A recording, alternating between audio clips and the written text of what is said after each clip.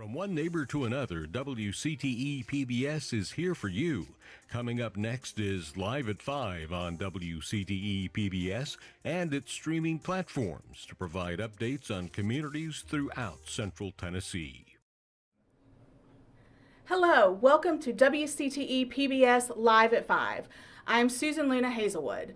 Before we meet our guests, I would like to take a moment to honor our veterans today. Thank you to all of you who have served and are serving. We appreciate you. All right, so let's get into our guests. Our first guests today are Jen Luna and Helga Skinner. Jen is the Executive Director of Art Prowl Tennessee, which puts on Art Prowl. And Helga is one of the Art Prowl artists. Welcome. Thank you. Yes, all right, so Jen, let's start with you. Why don't you share a little bit about your background and your role with Art Prowl Tennessee? Okay, I am a textile designer and printmaker, and I have a creative business here in town called Maple Moon Designs. And at the beginning of 2020, I took on the position with Art Prowl Tennessee as the Executive Director. And so our annual Art Crawl is this weekend, November 12th and 13th. Fantastic, thank you. And I know that I am really loud, but I want to make sure that everyone can also hear you all. So if you can be loud to keep up with my loudness. Thank you. All right, so as you mentioned, Art Prowl is this weekend. So what's some information on Art Prowl? What can people expect? So there are 80 artists exhibiting this year, and that's a record number of artists. So they will all be set up downtown and on the west side of Cookeville in local businesses, galleries, and artist studios. And so there's 27 stops this year, and you can find all of that information in one of our brochures that looks like this. They should all be around town, as well as on our website, which is www.artroundtennessee.com. Fantastic. And we do have some of these at the WCTE offices. So if you're looking for one, stop by our offices and I would love to give one to you. All right, so I understand that this is the 20th anniversary. So are you doing anything special to celebrate that? We are. So we have a special 20th anniversary exhibit that is at the Silver Fern, which is gallery stop number 3, and that's located at 145 East Spring Street. So that exhibit will show all the artists that participated in Art Prowl the very first year. Okay, so it'll have some of their work there? It will, yes, a piece from each of those artists, which is paintings, ceramics, woods, fibers. All of those will be exhibiting. Artists such as Mary Lee Hall, Adrienne Stone, who was the originating person of Art Prowl, along with Sandy Boss. And then we also have a piece from the late and wonderful Sally Crane Jaeger. Oh, that is which wonderful. Is great. Yes, yeah. That is fantastic. These artists, when they came up with this 20 years ago, I don't know if they realized that it was going to end up being such a treasure to this community, but it really has been, and I'm glad that it has lasted for 20 years and that people are still participating. That's right. I think it's a very highly anticipated event, and so we're happy to continue that on this year. Yes, wonderful. All right, so Helga, you are one of the presenting artists. So why don't you explain to us a little bit what it's like from the artist's perspective? For us, it's a delight to be able to show off everything that we've worked so hard for a year and make. And we're all set up. I've got all my things ready. I've got a very small little store, and I go all the way to the ceiling. It's like Alice in the Wonderland. And I'm going to pull out my things into the hallway tomorrow morning. But yeah, we're busy producing to show you and show our stories that come with our work, right? Because we have everything that we make has a story, and it comes from our heart. So we want to make sure that we could trade that and exchange the things that we've done. Yes, right? That's wonderful. And you were mentioning earlier that you actually sold out of some of your pieces today. I did. That you were planning on having at Art Prowl. Yeah, I sold all my cardinal cards, red ones, right, for Christmas. So I'm in the busy this evening making new cards for tomorrow. So yeah, it's a little bit of a hustle, but it really it's like Christmas. You know, you're anticipating. It's fun. So as artists, we appreciate everything that we can get from you in the way of your approvals and your ideas, and say yes or no, and oh, isn't that pretty? And it's almost better than a paycheck is the pat on the back. Well, be careful what you say. Yeah. We definitely want to be able to support these artists as well. Yeah. But I do think it's important to know how much work goes into this. The artists don't just show up and bam, they have all their artwork out. Right. It takes a lot of preparation and a lot of work and a lot of dedication that these artists put into this to put on this event. And the same thing with mine. I have cards, and they're about cycles in nature. And so I have stories that I write along with them that go with the cards, so that when people read them, they at least know something about the subject, like your milkweed and what it does. Yes, that's wonderful. All right, we have about 1 minute left. So Jen, I know you already told us about the website, but why don't you explain a little bit more where people can find information? Yes, so on the website as well as in these brochures, they'll have a map with all the spot numbers on there and the address of each stop. That way you can follow along as you're prowling downtown and on the west side. And also on our social media, Facebook and Instagram, we will have all of that. And also I do want to mention this year, for the first time ever, we will have live music. So kicking off the event tomorrow at 3 p.m., we'll have the TTU Drumline. And then we'll have Mika on Saturday at noon and the Plateau Ensemble on Saturday at 3. That's fantastic. Live music is a great addition to this event, to bring in musical and visual artists in the same event. All right, well, thank you all for joining us. I hope everyone will go on the west side this weekend and check out the Art Prowl. Thank you very much. Thank you. I'm Sandra Clements for Art Prowl, Art Round Tennessee's two-day art fair. There will be over 60 local artist exhibitions in small businesses, galleries, and studios throughout Cookeville's downtown and west side. Art Prowl, November 12th through the 13th. For more information, visit artroundtennessee.com.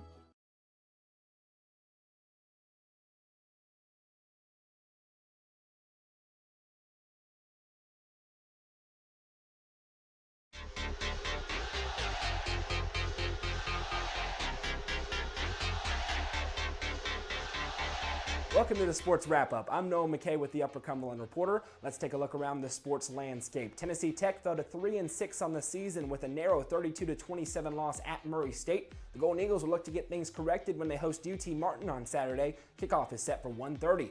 Now let's take a look at last week's first round of the high school football postseason, where Monterey's season came to an end in a 21-0 loss at Hampton. Gordonsville blew out Copper Basin 35-8. Clay County rolled past Sail Creek 55-16. South Green ended York's season 42-0. DeKalb County knocked out East Hamilton on the road 35-21 with the help of 158 yards and 2 touchdowns by tailback Colby Barnes. And Upperman rolled to a 46-7 win over Soddy Daisy with 5 total touchdowns by sophomore tailback Jackson Rollins, including 4 rushing touchdowns. In round 2, Gordonsville will host Joe Burns, Clay County will travel to South Pittsburgh, and Upperman will host DeKalb County in a showdown between region rivals with a trip to the quarterfinal round on the line. That game will be live streamed live on the Upper Cumberland Reporter Facebook page with pregame coverage starting at 6:30 p.m. That was the Sports Wrap-Up. I'm Noah McKay. Have a great day.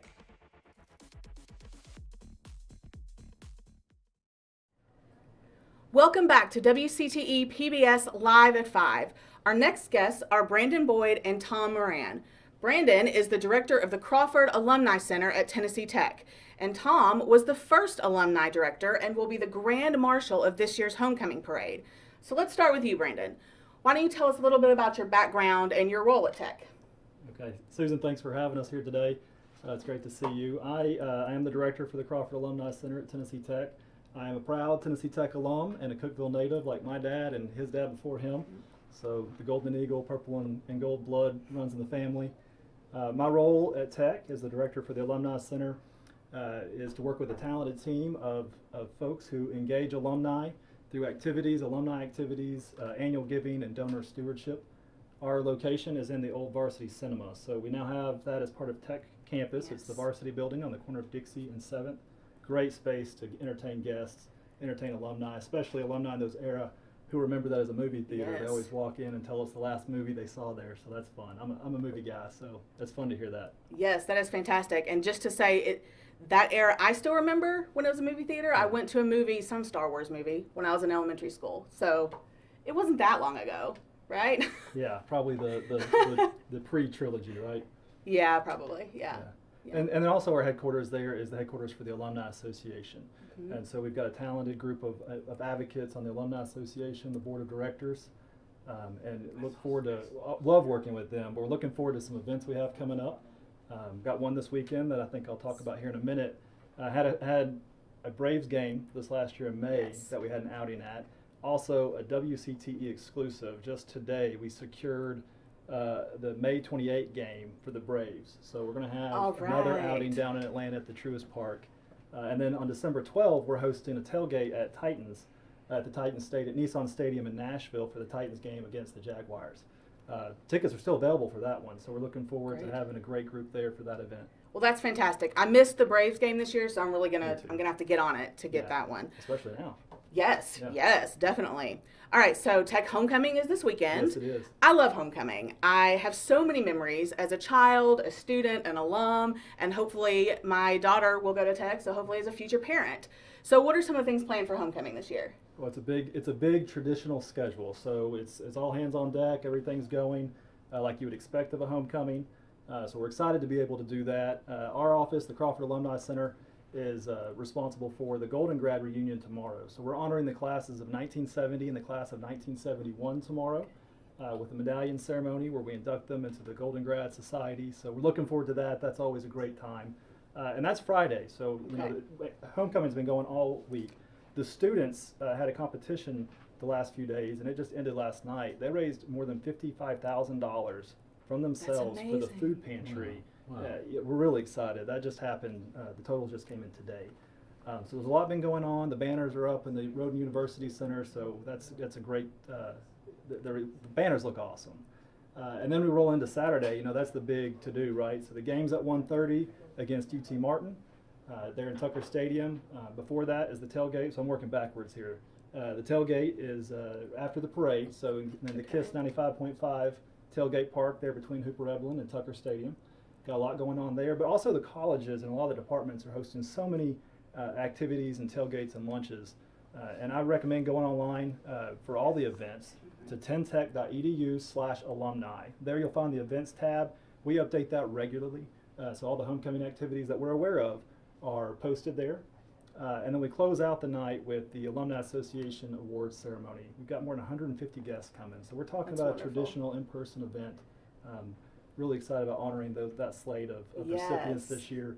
And then let's work backwards now. For breakfast, we're having folks over in the Varsity Building, in the Crawford Alumni Center in the Varsity Building at 9:30 because the parade goes right by the front door at 10:30. So no matter where you're at on the Cookeville, come out and check out the parade. It runs right down Dixie and ends on campus. Starts over by the square, just runs right down Dixie. Anywhere from 10:30 to 11 is going to be a great spot to watch the parade. All right, fantastic. Well, Tom, I would love to chat with you for a brief minute. I know that you're the Grand Marshal of the homecoming parade. I'm very honored. But I also have heard a rumor from a reliable source that you are responsible for the Great Eagle Heist. Are you willing to share a little information about that? Well, I don't know if heist is the right word, but I can confirm that that's true. So, okay. And we only actually have about 1 minute, so 1 minute. I know. 70 years ago, I was a high school student and I saw that eagle in Mount Eagle, Tennessee. It had been neglected for years. I thought it belonged in Cookeville. And with two friends of mine, we went down a dark and rainy night, like tonight is here, and acquired it. Or it was a heist, or whatever you call it. Brought it here for homecoming, liberated it right before the MTSU homecoming game. It was opened up to the students in what was called public programs at the time.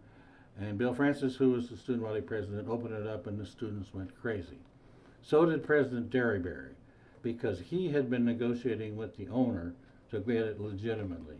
And guess what? I'm so sorry to cut you off, but I think we are out of time. But we would love to hear this story. Come to the parade. Perfect. Come to the parade. I also think it's written about on the website. Yes, check it out online. Yes. Tentech.edu/alumni. Thank you. Thank you for being here. Thanks for having us. Get ready for a blast from the past as WCTE PBS brings you coverage of the Tennessee Tech Homecoming Parade with the theme, Homecoming Through the Decades. Tune in or stream on Saturday, November 13 at 10:30 a.m. for all of the fun and exciting activities right here on WCTE PBS.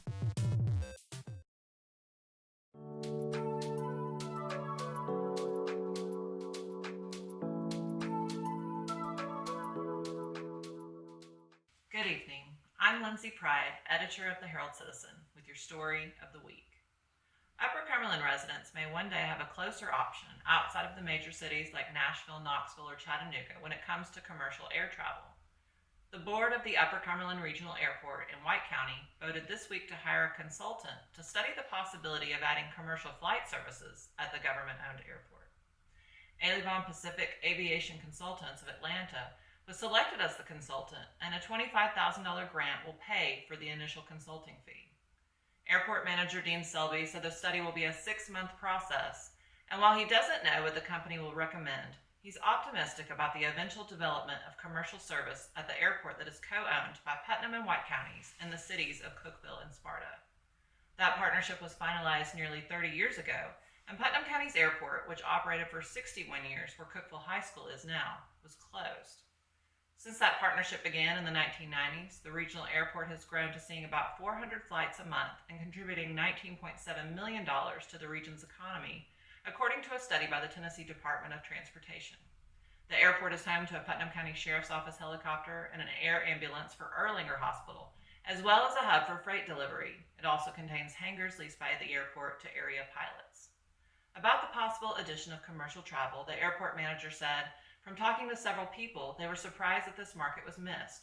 With the growth of Cookeville, they were kind of shocked that it hadn't been done already." See more about this story on our website at herald-citizen.com and in our Wednesday print edition. Thank you.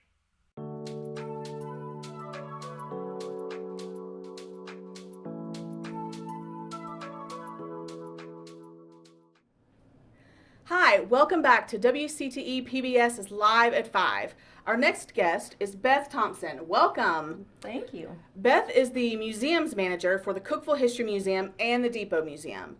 Why don't you go ahead and share a little bit about your background and your role with the museums? Okay, I have been with the Historical Arts Division of the City of Cookeville's Leisure Services Department since 2012. So over 9 years now. I started out at the Depot only. Well, I went back and forth some, but I started out as the Historical Arts Assistant. And in 2015, when the inimitable Judy Duke retired, everybody knows Judy. Oh, yes. I was promoted to museums manager. So. Well, that is fantastic. I know Judy would be happy, is happy. She's still here. Oh, Happy. yeah. She's not going Sorry, anywhere. Judy. Sorry. You can come yell at me later. Okay, so both of you, she will, yes. Both of these museums are such a treasure to this community, and they're great. I've enjoyed both of them, and I know many people in this community love them. So do you mind sharing a little history of both of the museums? I know the Depot has been around quite a bit longer than the History Museum. Absolutely. The Depot's been around since 1909, and as everyone knows, it was a working train station, did passenger service until 1955. In the late 60s, the railroad, the Tennessee Central Railroad that ran passenger service through Cookeville, declared some bankruptcy problems, and the L&N took over in the mid-70s. All the depots on the line were scheduled to be destroyed. Fortunately, we had a group of forward-thinking local citizens who got together and saved our depot, and they convinced the city to buy it from the railroad, and they got it for $1. So Wow. we got a really great deal on a museum that has been on the National Historic Register since 1985 and has been a museum since that time. Yes. So coming in at 2012, it's certainly not anyone's first rodeo, so it was a very well-established museum when I came on board. And the History Museum started in a small house on Low Avenue in 2001, and it's been in its current location, which is across from City Hall and beside the public library, since 2007, and we love that space. They're right in downtown with Dogwood Park behind us, and it's a great neighborhood to be in. It is a great neighborhood to be in. That's so interesting. I tried to do a little bit of research before this, and that was still several things that I didn't know. So I had no idea about the $1. Yeah. That's an incredible story. Isn't that great? Yes, that's wonderful. So I know that you all have a lot of events at the Depot. Absolutely. What are some of the upcoming events, or just the ones that you have going on all year? Well, first of all, every single Friday, year-round, we have train tales. We have an amazing team at the museums, and one of our amazing team members is Ashley McKee. She is our education specialist with the museums, and she does a lot of programming for kids, a lot of field trips, and one of the things she does is a preschool story time every Friday morning at 10:30 at the depot called Train Tales. So how much fun is that? And then also at the depot coming up December 4th, we have our Christmas open house. Okay. So Santa will be there. Our theme this year is elfing around at the depot. So we'll have lots of elves, and we'll make sure that things are COVID safe and things like that for this year. So also both museums this weekend, as you just heard from other guests, it's Art Prowl. So both of the museums are Art Prowl studios as well. We'll have 3 artists in the depot and 2 at the Cookeville History Museum. Okay. So Friday evening 4 to 9, Saturday 10 to 6, we'll have that going on. We have things going all the time. We're very busy. The West Side Scavenger Hunts are the second Saturday of January, February, and March. We have Storyfest coming up, Storyfest in the Park, and that is April 30th. We have the Cemetery Walk, September 17th. I could talk all day. Well, that's fantastic. I won't, but I could. If you want to hear her talk more, I'm sure you can get a hold of her. She would love to speak with you. So how can people find out more information about the museums and about what you're doing? We have 2 very active Facebook pages, Cookeville History Museum, Cookeville Depot Museum. We have a Cookeville Museums Twitter page. Okay. We have a Cookeville Depot Instagram. We have a YouTube channel that has cemetery walk videos, storytelling videos, train tales videos. She even has some crafts and activities for kids on the YouTube page. That's Cookeville History Museum. And each museum has a website, cookvilledepot.com and cookevillehistorymuseum.com.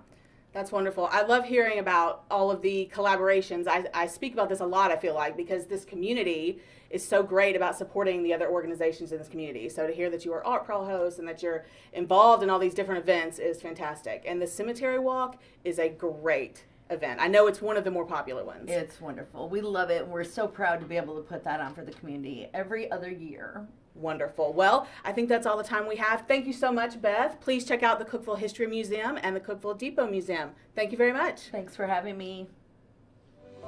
Living Minute, a look at the latest medical innovations changing our lives. Brought to you by Thermo Fisher Scientific's coronavirus testing program for schools and the Health Channel. The CDC is now recommending Pfizer's COVID vaccine for children between 5 and 11 years old. Extensive research was conducted before the FDA granted approval for the new age group, and no major side effects were reported. While some parents may still be concerned, pediatric experts say the benefits far outweigh the risks, and getting vaccinated could help bring normalcy back to the lives of many children. The number of patients coming in with behavior, concerns, anxiety and stuff in that age group has doubled, tripled even, and that's because the society was shut down on them. Currently, only Pfizer has the authorization to administer the vaccine to children.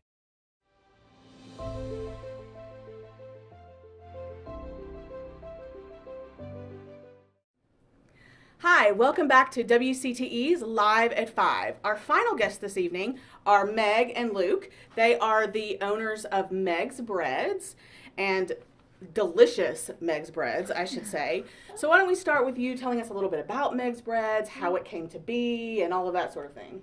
Yeah, so our bakery, we do sourdough breads, pastries, croissants, and more. We started at the farmer's market, and then it just ended up being a bakery. So have you always known you wanted to have a bakery? No? No, never. I went to school for ceramics. Okay. And ended up in bread. And Luke farms, does organic vegetables, and then he just came along with me on it. So. And that's why we moved to this area, actually, Okay. a farm in Overton County. And we were selling produce at a farmer's market in the downtown Green Market in Cookeville. And she started making bread, and the bread and the pastries started taking off. And then over time, we were like, gosh, this could be its own full business. Yes, I was not living in Cookeville when you all started Megs Bread, but I kept hearing about it. My sister kept telling me all about it, and she was like, every time you come to Cookeville, you have to go. You have to go. So I was hearing about it long before I even came back to Cookeville. So the word spread quickly. She was And- tempting you. Oh, Yeah. yes, without a doubt. But I believe that you all had to recently expand your space. Yeah. Is that right? We kind of. Kind of, yeah. okay. It's evolved. We opened in March when COVID kind of hit. Okay. And we shut down and did pre-order for pickup, and so we didn't have anyone come in for the first maybe more than 6 months. And now we have people in, and now we're open more days of the week, and people can just walk in. So you started a business during the COVID pandemic. How terrifying was that? Yeah. We joke that we've had the longest soft opening of any business to where now we feel like we're kind of fully open with having Wednesday through Saturday. We're open and lots of employees and Great. having a lot of fun having everybody be able to come in. That's fantastic. So I know that you do some delicious bread. The sourdough bread is probably one of the things you're most known for, but you also do all kinds of other things. So what are some of the things that you have there other than bread? We have seasonal pastries, so they'll rotate. We also have some staple pastries like chocolate hand pies and almond twist. We're also doing lunches, so we have salads with Charlotte Farm produce and sandwiches and pizza on Saturdays. The chocolate hand pies are delicious. Everything I've had there is delicious, but the chocolate hand pies, Thank you. Yeah. yes, yes. I have one a week, so. Don't get tired of those. Yes, everything I've had is delicious. So it seems like the community really kind of got behind you all when you started this. Not only is everything delicious, but to support this new business. Yeah, Yeah, absolutely. good. I mean, we had new customers and we didn't even meet them, but just through orders and through waving through the window and just through emails, it's like we got to meet our customers that way, and so they've been great. That is wonderful. So it's always helpful when your community supports you. Absolutely. And then you're able to give back to your community. I know that I see that you also have an Art Prowl. Another shout out to Art Prowl this weekend. Yeah. But I heard, and I don't know if it's true, that you might be having a special something for Art Prowl. Oh, yeah. And you may not want to, I don't know if you want to tell or not. I didn't give you a heads up, so it may be a secret, but. Oh, I hope we're talking about the same thing. Tomorrow night we're going to do beans and greens. Ooh. So we're going to have just a big pot of beans and greens with Luke's turnip greens and cornbread. And then we're having lots of pizza on Saturday. Fantastic. And we'll have all our pastries and bread for sale as well. Wonderful, Pizza's wonderful. at 11. Yes, so when you're out prowling the art, make sure you stop by Megs Bread for some delicious pizza and all of your pastries that I'm sure you will, excuse me, I'm sure you will have available for everyone. My goodness. You have pastries on the I mind. do. It's distracting me. I just can't stop thinking about the chocolate pie, the chocolate hand pie. Oh, yeah. You hold in your hand and eat the whole thing. So where can people find out more information about you? Instagram, Megs_bread, Facebook, same website, megsbreadtn.com. Stop by the shop or across from Ralph's Donuts. Yes. Which is a good landmark to be across It from. is. Definitely. What is the address, just in case people don't know where Ralph's Donuts 52 is? South Cedar Avenue. Okay, fantastic. So another wonderful West Side business Yep. that the community loves to support. That is just fantastic. So is there anything else you'd like to kind of say about your business or about how the community has welcomed you or how you've gotten involved? Well, Art Prowl is going to be our first real full community event that we've been able to be a part of because we did open during the pandemic. So yeah, we're really excited to be able to open the doors and share it with everybody. Wonderful. So you're still doing the online orders and people can also come into the store. Yep. And you still do Tuesday, Thursday pickups, Saturdays? Just Saturday pickups. Just Saturdays. Okay. Yep. Okay. Also, the Thanksgiving menu is online, so you can order online, and then the pickup days are the Tuesday and Wednesday. You can choose which day you want to pick up, and it's the Tuesday and Wednesday before Thanksgiving. Fantastic. Yes, I meant to ask you about the Thanksgiving specials. Oh, gotcha. Yes. All right. Well, thank you all so much for being here, Meg and Luke. Please go check them out at Megs Bread. And thank you all for being here, and we hope to see you again soon. Thanks for having us. All right. Thank you. From one neighbor to another, WCTE PBS is here for you. Join us back for the encore on Sunday at noon. A brand new show of Live at 5 will return at 5 p.m. next Thursday. Thank you for watching.